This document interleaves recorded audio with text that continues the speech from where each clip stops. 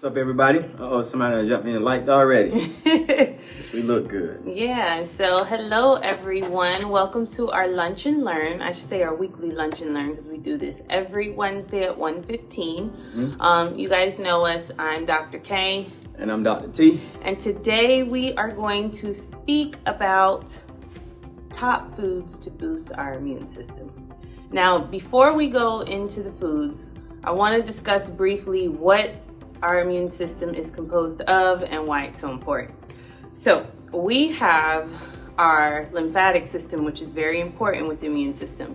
That consists of our bone marrow, our spleen, our thymus, and our lymph nodes. Now these engines produce these cells that make up our immune system to help combat any foreign bacteria or viruses. Not only that, but more importantly, 70% of the cells for our immune system are found in our gut. That is why Doc and I focus so much and so heavily on what you're consuming, because our immune system is actually affected through our gut and our gut health. And that's why we preach about living healthy and active and being healthy in general from the inside out. So why is our immune system so important? Well, many of you would probably think, okay, it's going to help prevent me from getting sick. But not only that, because that is very important, but you have bacterias and viruses, and our immune system needs to be able to react to these and identify them as foreign invaders very quickly.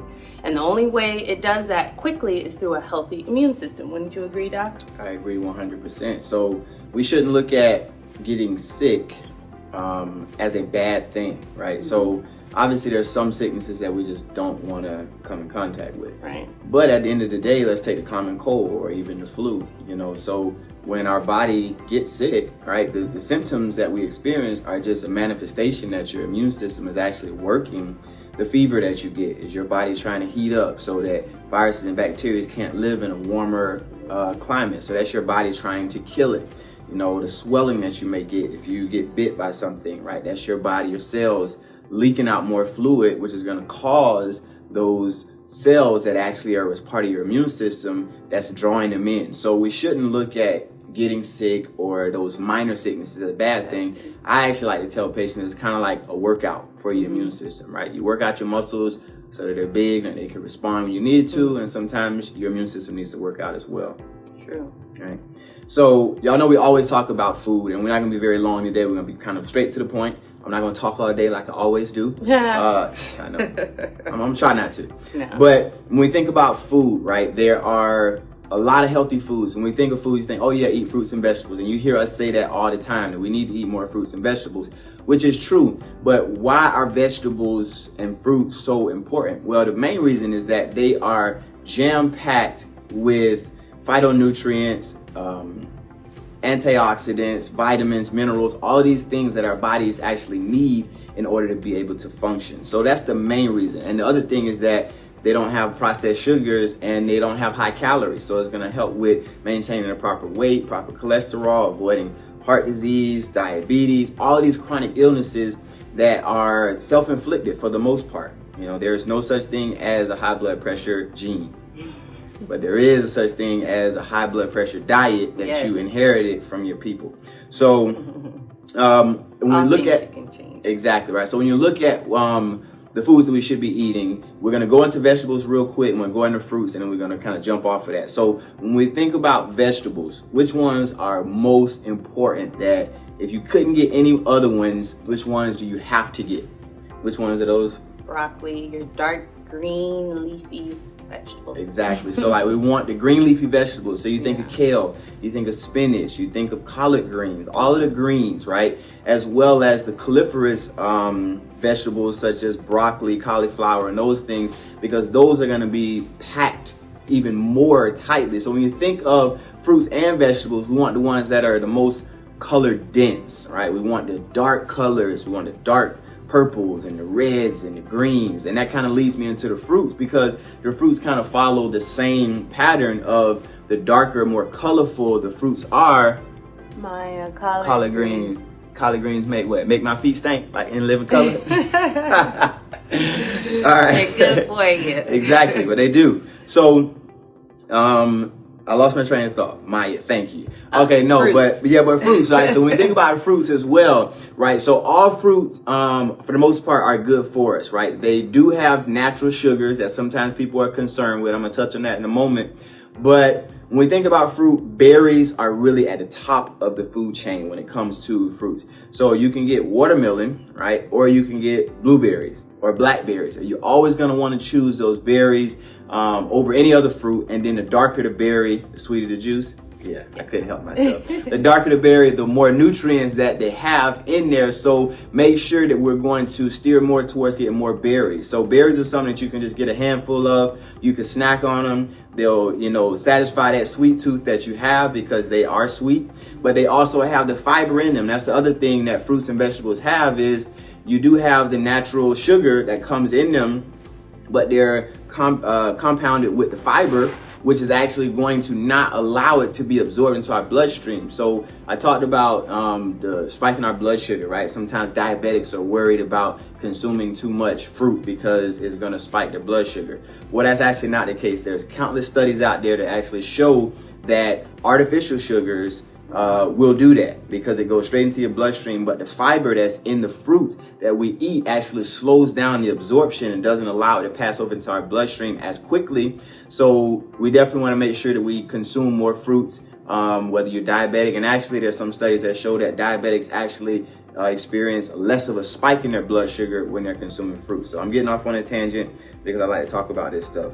But real quick, I like fun facts. This is a nerd in me, I guess, but when we think about kale, right? Kale is almost like a super green, right? And it's so loaded with nutrients. And as a whole, our country, we consume as individuals less than 1 cup of kale per year because people just don't eat it. And it's so nutritious for us, right? So that breaks down to about a half a teaspoon a week that most of us as Americans are consuming of one of the most healthy greens that we can eat.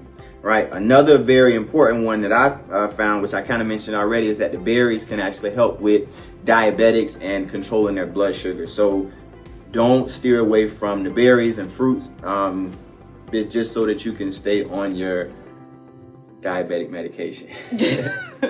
How about we fix the cause and you get off that blood pressure medication or diabetic medication so you don't have to worry about it. So kale is nasty though. Any other options? Yes, Erica, you could actually make kale tasty, believe it or not, depending on how you season it, cook it, saute it, all that good stuff. But you have broccoli. I don't know if you like broccoli. There is arugula. There's spinach. Arugula is nasty. I like arugula.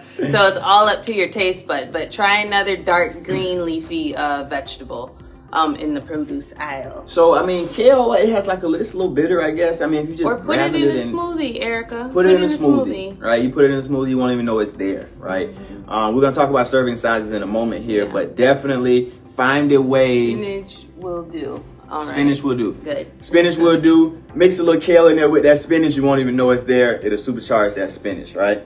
So another one I want to touch on really quickly is mushrooms, right? Mushrooms are so beneficial to our health. And really quick, we're going through a COVID pandemic or whatever, and everybody's worried about their immune system being up. Mushrooms actually help our body form more IgA, immunoglobulin A, which is an antibody that our body forms in order to combat viruses and bacteria. So just 1 cup of button mushrooms, just a little white button mushrooms, nothing special, don't have to be the big ones, just little small white ones. 1 cup a day actually has been shown to increase our IgA secretion for up to 2 weeks after we eat them. So you're talking about eating them on a daily basis. You're giving your immune system a supercharged ability to get those IgAs out there, to have a faster immune response. So take advantage of these mushrooms. If you don't like mushrooms, learn to like them because they're good for you. I sound like a parent right now, right? All right, so we got the fruits, we got the vegetables. I talked about mushrooms and ginger, right? Ginger is another one. We throw it in a smoothie every morning. But ginger is loaded with antioxidants and has a lot of anti-inflammatory properties to it. So when we think about being anti-inflammatory, we want to think about the fact that if your body is constantly inflamed, those are the same little soldiers that have to go and help you digest that cheese pizza that you need to call on when you are exposed to a cold or COVID or anything. So if you exhaust all of your soldiers trying to put out the flames that your food is eating, you have less soldiers to go to work when it comes time to be able to combat that. So ginger and turmeric are two that we really highly recommend that you consume on a daily basis in order to decrease inflammation, chronic inflammation throughout your body, and have those antioxidants. So real quick, Doc, I know I've been talking about antioxidants, right? We get them in our fruits and vegetables, but you want to tell them what they do? So antioxidants are basically, I call them little Pac-Mans. So we have what are called, I'm going to try and break it down as easy as I can. So we have cells. All of our cells are paired in our body, or they should be paired. If we're eating a high inflammatory diet and causing a lot of systemic inflammation within our body, those cells become unpaired. So when we have antioxidants that come into our body, they actually look for those unpaired cells that cause destruction and havoc and pair them, so that way they promote more healing and decrease the inflammation that we have in our body. So antioxidants are very powerful in making sure that our cells are regulated, and that way also in boosting our immune system as well. Absolutely. So when you think of antioxidants, think of metal and rust, right? Mm-hmm. If you leave metal out and it gets rain on it, especially that old, it'll start to rust, right? And that's called oxidation. And our cells can actually go through that same process. Mm-hmm. So basically the antioxidants are going to protect our cells from rusting, right? We don't want rusty cells floating around our body because they can't function properly. So that is why when you talk about antioxidants, they protect our cells, right? And we're just trillions and trillions of cells. So we want to make sure we protect them so that they're not rusting away. That's why antioxidants are so very important. So ginger and turmeric are going to be two that we want to consume. Another one, which I don't really like, but Doc does, is green tea. Green tea is full of flavonoids and antioxidants as well, which is going to help protect our cells. So if you notice, right now we're not just talking about, vitamin C, because vitamin C is going to do this, and zinc. We're talking about a comprehensive approach to make sure that your cells are protected. Vitamin C and vitamin E and vitamin D, they're all very important, but you're going to get those naturally if you're eating a well-rounded diet full of green leafy vegetables and fruits. The last one we want to touch on is whole grains, right? When we think of grains, that's going to be the whole grain pastas, or whole grain bread, or brown rice, right? We want whole grain as opposed to the refined white, right? So if you got a choice of eating white bread or whole grain bread, you better be choosing whole grain, because if you choose that white bread, then you're basically just saying, I don't care. I just want to eat something unhealthy, right? There's usually always going to be that option. But the biggest thing is when they take whole grains and they turn them into the processed white grain, like breads and stuff, they actually remove over 20 nutrients from that food. So you're just basically getting a watered down version of it that's going to quickly convert to sugar. So we really don't want that. So whole grains is the way to go. Stay away from those white pastas, white breads. You want whole grain because it's going to give you a much more robust amount of fiber, which is something that we really want. Fiber is going to protect our gut. It's also going to control the speed at which our blood sugar is going to elevate. It has so many different components. It's also going to help you feel full. So if you want to lose weight, you want more fiber, right? So we just talked about, you want to avoid the processed grains and stuff. So serving sizes. People always want to know, like we say, oh, you should have 9 to 10 servings of fruit and vegetable a day. What the heck does that mean? So we're going to make it very simple. If you were to take a cup and fill it up with fruit or fill it up with vegetables, you can get your daily serving as far as grains as well. Okay. So you just want to make things very simple. And like I always say, make sure you have more real food on your plate in each meal. It tends to balance itself out. Right. So 1 cup is going to be 1 serving, right? Yeah, for certain ones that we're talking about, beans or legumes, half a cup is considered a serving. But when you think about how many servings of fruits and vegetables should I get per day, think of 1 cup, which is going to be, how many ounces in a cup? 8? Yeah. Right? But 6 to 8 ounces as far as the breakdown of a serving. 6 to 8 ounces is considered 1 serving for the most part. It's not going to be the same for everyone, but make it easy on yourself.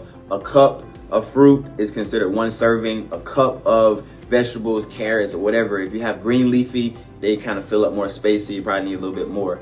But think of a cup, that's 1 serving. You need 9 to 12. 9 is the minimum of what the CDC, I believe, says. So if they say 9, you need at least 14, because they're gonna give you the bare minimum so that you don't just fall over and die. So you want to exceed that. So I hope y'all found this information useful. We want to make sure we're giving y'all stuff and not just, boring information, but stuff that you can actually use so that you can start to live a healthier life. And the last one is going to be exercise more. So the doctor's going to tell y'all to join the what?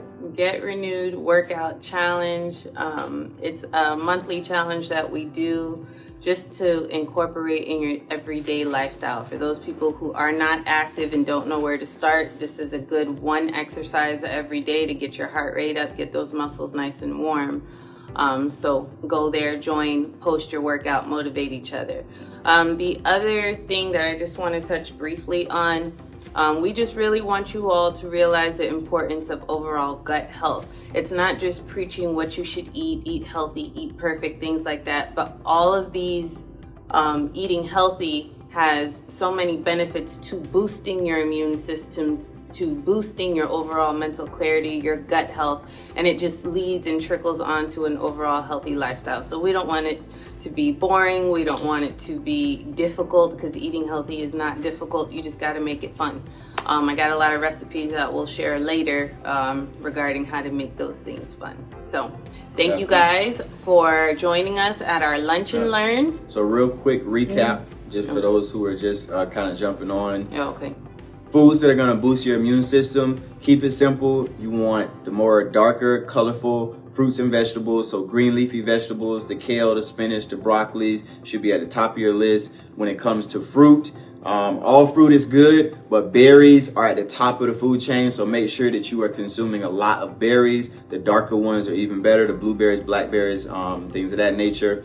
And what was the other one? What else did we talk about? We talked about ginger, mushrooms, turmeric, mushrooms, and all of those anti-inflammatory spices and herbs. Yep, so ginger, turmeric, green tea, as well as whole grains, right? So I hope y'all found this information useful. We are out. It's short and sweet today. We appreciate everybody for tuning in. Next week's topic is, I don't know, but stay tuned. We'll let you know what next week's topic will be. So until next time, y'all make it a great day. And get renewed, y'all. Get renewed and eat healthy. I'm gonna start being like that big swole dude on Instagram who walk around slapping burgers out people's hands. I gotta get a little bigger before I do that though. But anyways, all right, y'all make it a great day. Thank y'all for tuning in.